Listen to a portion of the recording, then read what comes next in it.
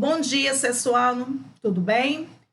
Dando início aí à nossa live de hoje, nós vamos falar sobre um assunto novo, que é a nossa apostila 3, que vai trazer como gênero textual relato de viagem. E no nosso encontro, nós vamos descobrir algumas características desse gênero textual. Reparem aqui, ó, que eu coloquei uma imagem de um garoto, está com um caderno, pode ser um diário, e uma caneta ou um lápis na mão. Isso está ligado, essa imagem aqui, ó, está ligado diretamente a essa palavra aqui, ó, relato. E aí nós vamos observar quais são as características que pertencem a esse gênero chamado, então, relato de viagem, que é o primeiro conteúdo que nós vamos ter aí na apostila 3.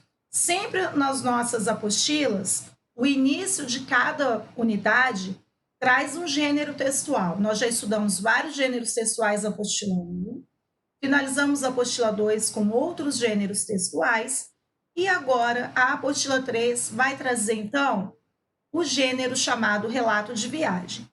Pelo nome, fica até fácil assim a gente imaginar, né, que tipo de texto nós teríamos aí em relação a relato de viagem. Então, vamos dar uma olhada aqui. Agora, vamos analisar quais são as características que compõem esse gênero textual. Primeiro, vamos ver o que significa relato. Nós vimos uma imagem agora anteriormente de um garoto com um caderno na mão, uma caneta, um lápis, e o título relato de viagem. Só relembrando que toda linguagem verbal, que é a parte escrita, ela está conectada, ou seja, está ligada à linguagem não verbal, que é exatamente a imagem que eu utilizei ali. Então, as duas precisam estar conectadas, tem que ter uma ligação entre elas. Eu não vou escrever algo e colocar uma imagem ao lado que não tem nada a ver com o contexto. Então, vamos ver aqui, ó. Primeira coisa, o que é um relato? É uma narração de experiências vividas, logo, o assunto é abordado do ponto de vista de quem o relata, o narrador. Voltando um pouquinho aí, nós já estudamos narrador e já aprendemos a diferença do narrador observador para o narrador personagem. Mas vamos dar uma retomada nisso daí? O narrador observador, qual é o papel dele? Ele conta a história, mas ele está fora dela, ou seja, ele não participa. Ele vê tudo o que está acontecendo ali, fora da história, e faz ali, então, depois, a narração dos fatos. Então, é um narrador observador. Quando se fala em narrador personagem, ele também conta a história. Porém, ele é o que também na história? Um dos personagens. Então, ele está vivenciando a história, ou seja, ele está participando dela e, ao mesmo tempo, ele conta a história. Então, o narrador aqui, nós vamos ter aí, então, a pessoa que vai contar essa história. Então, eu voltei um pouquinho aí para vocês lembrarem a diferença do narrador observador para o narrador personagem. O narrador observador, os textos são escritos em terceira pessoa, porque ele está fora da história, ele só está contando. E o narrador personagem, ele, como ele vai contar a história e também está presente, nós vamos ter aí, então, em primeira pessoa. Então, ó, relato é uma narração de experiências vividas por alguém, e aí, sob o ponto de vista do narrador, essa história será contada. No nosso caso aqui, relato de viagem. Nós já sabemos o conceito, então, da palavra relato, que isso é muito importante. Quem quiser, se der tempo, anota agora. Se não der, não tem problema, que depois eu mando para vocês o link. E aí vocês podem fazer os complementos aí na apostila. Vamos observar, então, quais são as características que compõem um relato de viagem. Eu coloquei algumas aqui e eu gostaria que vocês ficassem bem atentos. A história é contada por uma pessoa real, assim como são reais os fatos relatados. Então, uma informação muito importante aqui, ó. É uma pessoa real, ou seja, ela existe. O que ela vai contar também aconteceu. Reparem que o título é relato de viagem. Conta-se um ou mais episódios significativos, ou seja, vai depender daquilo que ela quer contar, lembrando que é tudo real. Descrevem-se os lugares e as situações vividas, até porque, é um relato de viagem. Então, os lugares por onde essa pessoa passou, ou grupo de pessoas, elas vão relatar, então, esses lugares e as experiências que elas tiveram ali. Fornece indicações precisas de tempo e lugar. O que são indicações precisas? Nós conseguimos, através do relato, termos uma ideia do tempo que aconteceu aquilo e o lugar onde também aconteceu toda aquela experiência ali. Então, percebe que uma coisa vai estar ligada à outra. Eu tenho uma pessoa ou pessoas reais, as histórias contadas realmente aconteceram, e aí ela pode fazer um resumo geral das coisas mais importantes, ou pode relatar tudo. Ela vai descrever o lugar por onde ela passou, onde ela vivenciou aquela situação, vai contar o que aconteceu naquele lugar. Por isso que o tempo e o lugar são bem precisos, nós conseguimos identificar isso. E o autor, ou seja, quem está expondo, ele vai trazer o seu modo particular de ver e sentir os acontecimentos relatados. Por quê? Se a pessoa é real, ou seja, esse personagem é real, ele vai trazer na íntegra exatamente tudo aquilo que ele vivenciou naquela experiência, naquele lugar, naquele determinado tempo. E outra, parte do texto é descritiva. O que é descritiva? Ele vai descrever exatamente tudo o que aconteceu naquele ambiente ali. E uma outra parte do texto é a narrativa, porque ele vai contar. Então, reparem que nós temos duas partes do texto aqui diferentes. Quando se fala em narrativa, nós lembramos de narração, ou seja, contar algo. E nós já vimos aqui, a palavra narrador. Então, uma parte do relato é uma narrativa, ou seja, contando o que aconteceu naquele momento. Descritiva é exatamente trazer para o texto os detalhes desse lugar, desse tempo que você vivenciou aquela situação, até porque, os fatos que vão aparecer no relato de viagem, eles são o quê? Reais. Então, eu tenho que trazer ali tudo isso para que esse leitor, ao estar ali diante desse relato, ele consiga perceber que a personagem existe, que o fato é verdadeiro, porque tem os fatos que às vezes são colocados como verdadeiros, depois nós vamos verificar são falsos. Por isso nós temos que checar as informações primeiro. Esses lugares onde as coisas aconteceram serão descritas em detalhes, por isso que descrevem-se os lugares e as situações vividas, que é a parte do texto chamada descritiva. E a outra parte, a narrativa, é onde vão ser contados aí, então, todas essas situações vividas num relato de viagem. Então, características importantes: narração de experiências vividas. Por que experiências vividas? Porque a pessoa do relato é real e os fatos também são o quê? Reais. Uma parte do texto é descritiva, ou seja, serão descritas todas as situações que ocorreram naquele momento, e uma outra parte do texto é narrativa, ou seja, uma sequência ali, de contar o que aconteceu.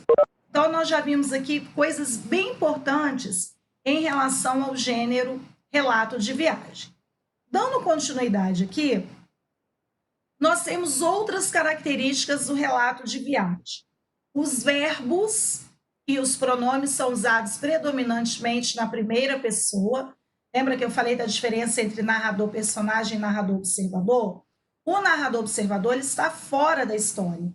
Então, é em terceira pessoa que é contado, ou seja, ele está fora do contexto e está apenas narrando. Como aqui o nosso personagem é real, a situação vivida é real, os verbos estarão em primeira pessoa. E os pronomes também. Um pronome de primeira pessoa, eu. Um verbo de primeira pessoa. Eu conto aquilo que eu vivenciei. Então, ou seja, eu tenho verbo e pronomes de primeira pessoa. Os fatos relatados são apresentados uma sequência cronológica. O que é isso? Dentro de um tempo.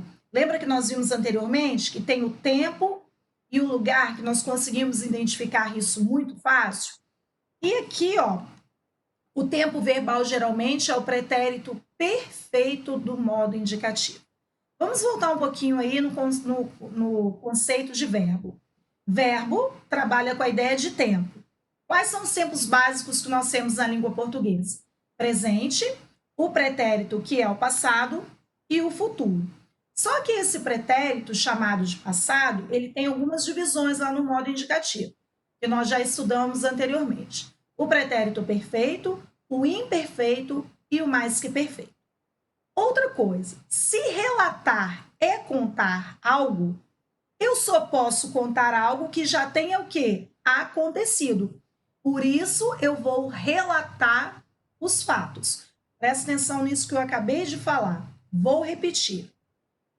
Um relato de viagem, para ser escrito, antes de tudo, eu tenho que ter vivenciado isso. Aí sim, depois eu vou relatar as minhas experiências. Eu não posso fazer um relato sem ainda ter passado por aquela situação. Então, por isso, os verbos estarão no pretérito perfeito. O pretérito eu já sei que é passado. E por que ele é chamado então de perfeito? Se eu vou contar algo que eu já vivenciei, o pretérito é perfeito porque as ações já foram totalmente concluídas. É a diferença do pretérito perfeito para o imperfeito. Então, no pretérito perfeito, tudo o que já aconteceu foi concluído. Ok, então, nós temos aqui, ó, presente histórico. Há possibilidade do relato ser contado no tempo presente. Ele tem o efeito de realçar os acontecimentos para que o leitor tenha a impressão de estar observando o acontecimento enquanto é contado. Ó, reparem que apareceu aqui, ó, presente histórico. Isso aqui é um recurso que pode ser utilizado dentro do texto relato de viagem para causar ao leitor essa impressão aqui de que está, né, sendo contado algo que está acontecendo no momento. Mas, ó, a característica é que o verbo, ó, geralmente está no pretérito perfeito, porque eu vou contar algo que eu já vivenciei.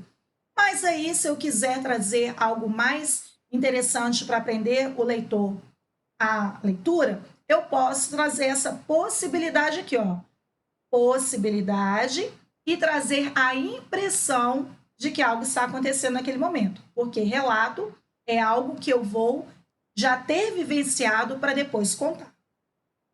Outra coisa que nós vamos ver muito nos relatos de viagem, uso excessivo de adjetivos. O que são adjetivos mesmo? Classe gramatical que trabalha com a ideia de características.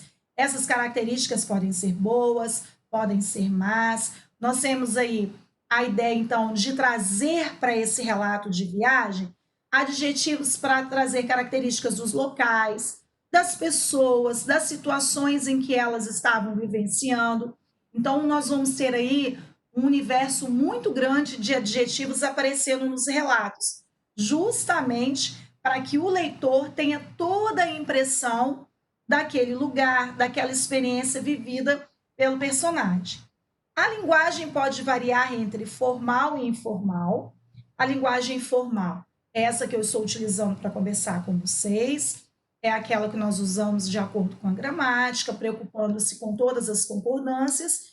E a informal é aquela, né, um pouco mais tranquila, que eu posso usar ali no dia a dia, então eu trago também para o meu relato.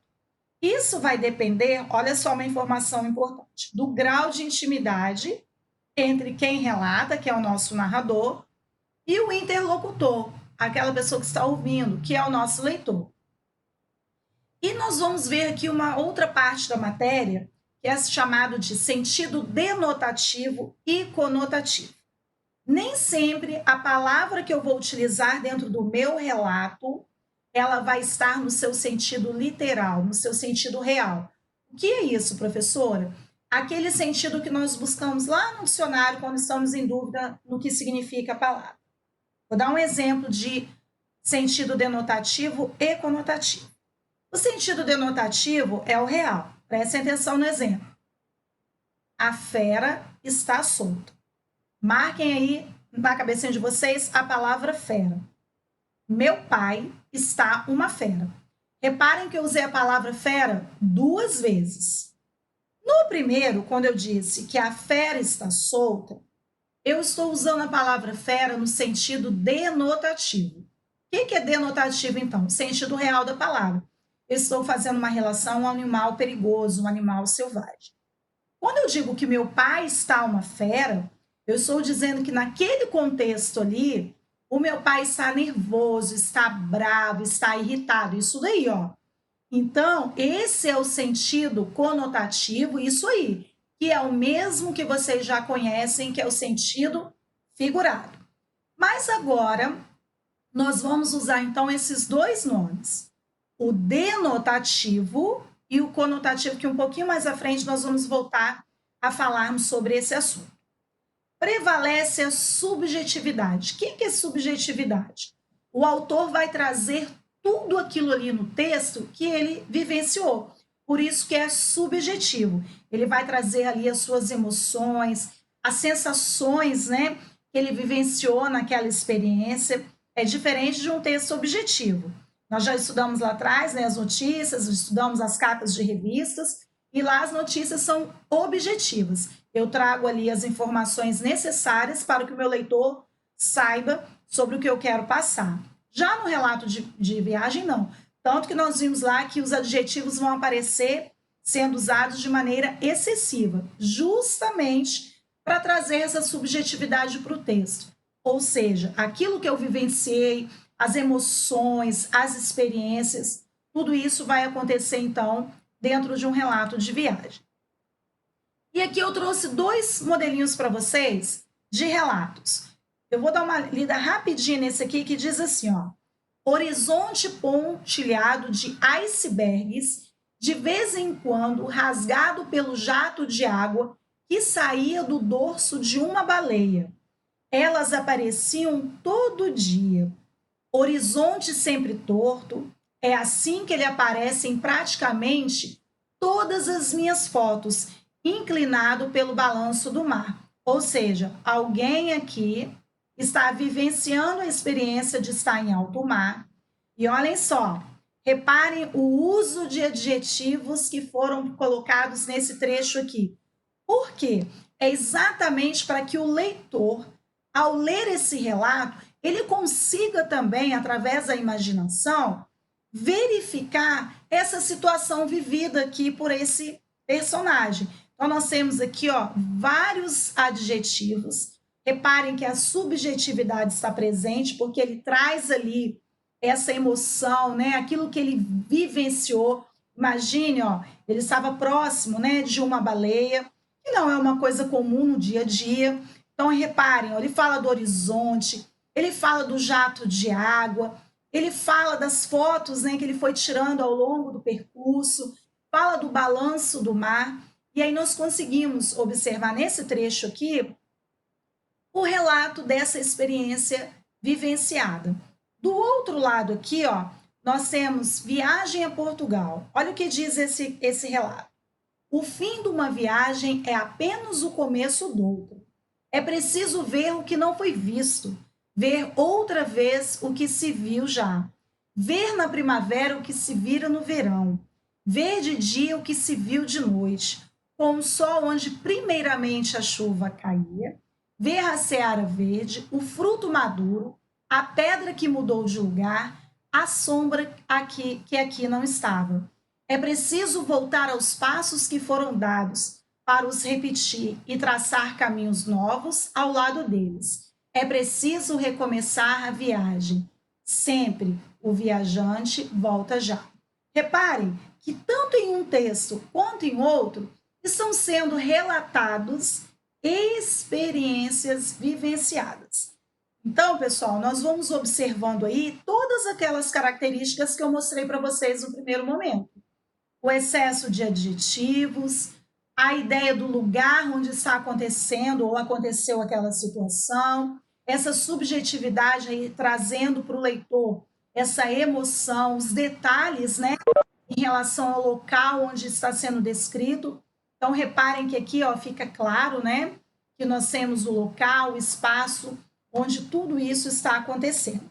Então, é um texto fácil de ser identificado, as características dele também são bem presentes. E aqui, ó, eu trouxe um trecho da carta de Pero Vaz de Caminha, que nós já vimos lá em História. Diz assim: Pero Vaz de Caminha, lembra? Ele era responsável por mandar para o rei todos os relatos do percurso, né, que eles estavam fazendo na viagem. Na verdade, eles saíram para ir para as Índias e acabaram chegando no Brasil. Ó, um pouquinho de história aí, hein, do professor Alexandre. Vamos dar uma olhada aqui, ó.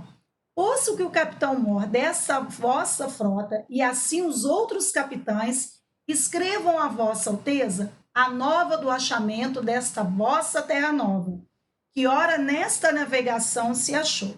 Não deixarei também de dar disso minha conta a vossa alteza. Assim como eu melhor puder, ainda quer para o bem contar e falar, o saiba pior que todos fazer. Tome vossa alteza, porém, minha ignorância por boa vontade, e creia bem por certo que, para aformosear nem afear, não porei aqui mais do que aquilo que vi e me pareceu. Nossa, professora, que palavras difíceis, né? Tem algumas que eu nunca ouvi, sim, porque isso aqui, ó, Pero Vaz de Caminha, em que ano foi feito isso? Em 1500. Então, qual era a responsabilidade do Pero Vaz de Caminha lá naquela época? Relatar ao rei tudo o que acontecia durante a viagem, até o momento em que eles se depararam com o nosso Brasil. E aqui ele conta, né, para o rei que ele vai exatamente relatar aquilo que ele está vendo, nada mais e nada menos. E isso nós conseguimos aqui, ó, observar nesse trecho. Ele fala da terra nova que foi achada, ele fala, né, do percurso ali da navegação. Então, nós já sabemos aí de alguns detalhes presentes, porque é justamente um relato de viagem. E nós vamos agora para essa parte aqui, ó, denotação e conotação. Nós vamos ver aí, então, a diferença, eu já dei uma pincelada anteriormente, e agora aqui, ó, nós vamos ver. Prestem atenção nesse esqueminha aqui, pessoal. A linguagem, ela pode ser denotativa ou conotativa. Vamos observar a diferença entre as duas. Denotativa apresenta sentido não figurado, é mais comum em textos não literários. Por exemplo, a notícia é um texto não literário, porque ele não vai trabalhar com emoção, subjetividade, não. Já os textos literários são esses que trazem aí subjetividade, emoções, como o relato de viagem. Então, ó, sentido figurado, que é o que vocês conhecem, é a linguagem conotativa. É mais comum em textos literários. Então, aqui nós temos um esqueminha diferenciando a linguagem denotativa e a linguagem conotativa.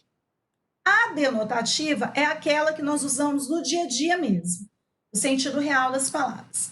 Conotativa, que é o sentido figurado, nós vamos aí a trabalhar com novos significados dados a essas palavras, que é comum em textos literários, ok? Então, vamos dar uma observada aqui, ó. Denotação, uso da palavra com seu sentido usual, convencional, original. E foi aquilo que eu falei lá no dicionário, quando nós vamos consultar, né, o sentido das palavras, aquele ali é o sentido denotativo. O conotativo, que é a conotação, é quando eu uso a palavra com um significado novo, diferente. Vamos ver aqui, ó. Conotação. Deus ajuda a quem cedo madruga. Nós temos aqui a Mafalda, e olha só, o que ela foi lá? Ela foi lá no quarto dos pais dela e mexeu no despertador. Amanhã de manhã Deus vai ter o que fazer. Ou seja, nós já sabemos que as tirinhas aí são humorísticas, e aqui, ó, a nossa linda Mafalda, ela trouxe aqui, ó, Deus ajuda quem cedo madruga. Ela foi lá e mexeu no despertador dos pais. Com certeza, é óbvio que ela não colocou o despertador, né, pessoal, para acordar mais cedo, né? Então, presta atenção aqui. Então, nós temos aqui dentro da tirinha a linguagem conotativa, ou seja, uma mudança de significado na palavra original. Aqui eu coloquei mais algumas tirinhas para vocês também, que diz assim: às vezes eu tenho a impressão, as reticências aqui, de que a bateria dele não acaba. Ó, a palavra bateria aqui, ela não está no sentido denotativo, ou seja, real. A mãe aqui já está dizendo que a palavra bateria está no sentido o quê? Figurado, conotativo. Essa criança aqui, ó, ela é mais ou menos parecida com algumas pessoas que eu conheço que estão agora aí na live, que a bateria nunca descarrega. Não precisa nem colocar na tomada para carregar. É 24 horas ali, ó, a 1000 por hora. E as mães, né, coitadas, ficam lá, né? Meu Deus, meu filho não para. Então, ó, bateria, sentido o quê? Conotativo. Vamos ver outra aqui, ó. Vou dar uma festa. Que legal, Bocão. Mas tem que rolar um som. Claro, olha o que a figura fez. Quando o nosso personagem aqui disse para o colega que tinha que rolar um som, ele pegou o som, aí o que ele fez? Pegou no sentido literal, real, e pegou o som e rolou pela escada. Então, aqui nós temos, ó, ele não compreendeu a mensagem. Então, reparem aqui, ó, que as palavras foram colocadas no sentido e o nosso colega aqui, ó, interpretou de outra forma. É aquela, né, pessoal? Lembra lá quando eu falo que eu vou abrir a janela? Aí vocês sabem o final da história, né? Então, nós temos aqui, ó, sentido denotativo, é o sentido real da palavra, e o conotativo é o sentido figurado. Isso é importante que vocês saibam, porque nos relatos nós vamos ver isso. E agora, dá um pulinho lá na página, deixa eu só confirmar aqui, a primeira página da apostila de vocês, que é a página 3. Nós temos aí, isso aí, obrigada, pessoal. Vamos lá, na página 3, nós vamos ter aqui, ó, o texto 1 e o texto 2, trazendo aqui, ó, 2 fragmentos de um relato de viagem. Vamos dar uma recapitulada aqui. O relato de viagem tem personagens reais, as histórias são reais, o texto é subjetivo, por quê? Ele vai trazer ali, ó, as emoções vivenciadas pelo personagem. Nós vamos ter ali um grande uso de adjetivos, que são exatamente as palavras que trazem características, essas características podem ser positivas ou negativas.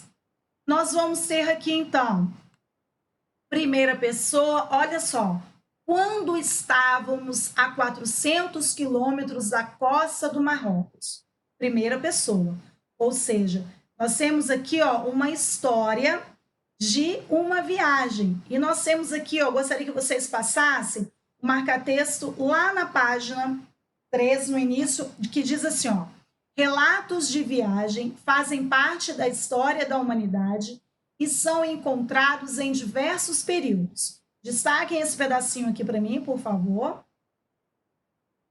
Ok? Todo mundo? Ok. Então, vamos ver aqui, ó. Passando o marca-texto, então, aqui nessa primeira parte. E aqui, ó, vamos um pouquinho mais abaixo. O nosso relato aqui, ó, do nosso texto de referência é um relato da viagem em barco a remo, empreendida por Amir Klink em 1984. Então, o nosso personagem aqui é real, que é a característica do relato de viagem. Então, vocês vão passar aqui, ó, até 1984. Reparem que o tempo aqui, ó, já foi dado aí, que é uma das características do relato. Então, nós vamos ter aqui, ó, as experiências vividas por ele dentro dessa viagem aqui, ok? Então, vamos fazer o que então? Oi, Ana Clara, você está com dúvida? Quer perguntar alguma coisa?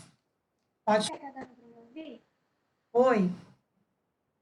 É porque a Mariana me mandou mensagem falando que ela saiu da live e agora ela Ah, não, mas aí não tem problema não, tá? Eu já vi aqui o recadinho. Obrigada. tá.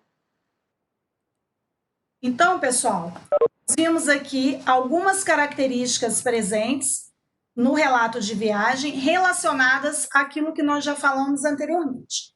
E aí vocês têm as atividades que eu passei ontem para que vocês possam fazer em relação ao relato de viagem. Aí agora eu queria que vocês dessem um pouquinho para mim lá na página 9 da apostila de vocês. Lá na página 9 da apostila de vocês, nós temos lá um quadrinho do lado direito, escrito assim: sentido denotativo e sentido figurado. Acharam aí?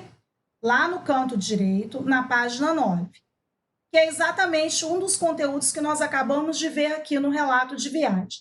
Vamos passar o marca-texto aí? Eu vou lendo e vocês vão destacando aí. Sentido denotativo e sentido figurado. Há uma observação. Do lado do sentido figurado, façam uma setinha e coloquem conotativo, por favor.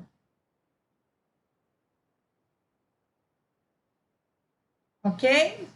Então vamos lá. Do lado de sentido figurado, faz uma setinha e escrevam a palavra conotativo, que é o que nós vimos anteriormente ali. Diz assim: nem sempre uma palavra é usada com seu sentido básico, denotativo, que é o sentido real. Em determinados contextos, ela pode ter seu sentido alterado ou ampliado. Isso é observável não só em textos literários, mas também em textos não literários. Então, o que vocês vão fazer agora para mim? Outra anotação. Nós vamos, então, repetindo, do lado de sentido figurado, eu pedi que vocês fizessem uma setinha e colocassem a palavra conotativo, certo? Em cima de sentido denotativo, vocês vão fazer uma setinha na palavra denotativo para cima, faz uma seta pequenininha. E vocês, sim, mas é porque tem mais atividades para serem feitas no planejamento, pessoal, que eu mandei para vocês. Por isso que eu estou indo lá para a página 9. Faz uma setinha aí, ó, de denotativo para cima. Escrevam assim, real. E do lado de conotativo, vocês vão fazer uma setinha de conotativo para figurado. Vou repetir. Em cima de denotativo, no título do quadrinho, em cima de denotativo, vocês vão fazer uma setinha para cima e vão escrever a palavra real. Onde vocês escreveram conotativo, que foi ao lado de sentido figurado, vocês vão fazer uma setinha de conotativo lá para figurado. Para que isso, professora? Justamente para vocês diferenciarem o que é sentido denotativo do sentido conotativo. Isso quer dizer que todas as vezes que o exercício estiver pedindo para eu reconhecer se o sentido da palavra é denotativo ou conotativo, o que eu preciso lembrar? Que o sentido denotativo é sempre o sentido real da palavra. E quando é conotativo, é o figurado, que foi o exemplo lá da fera que eu dei. A fera está solta, meu pai está uma fera. A palavra fera usada 2 vezes. Só que no primeiro, eu estou me referindo a um animal selvagem. Então, é o sentido real da palavra, denotativo. Quando eu digo, isso aí, Davi, quando eu digo sentido conotativo, é o exemplo do meu pai está uma fera, porque fera, isso aí, sentido figurado. Por quê? A palavra fera, no segundo momento, eu estou dizendo que o meu pai está bravo, está nervoso, está com raiva. Então, eu modifiquei o sentido da palavra. Então, nós temos aí essa modificação entre sentido denotativo e sentido conotativo de acordo com aquilo que nós estamos aí passando dentro do contexto. E aí nós começamos agora, então, a nossa apostila 3, falando sobre relato de viagem, que é um gênero textual, suas principais características e também a diferença entre sentido denotativo e sentido conotativo, ok?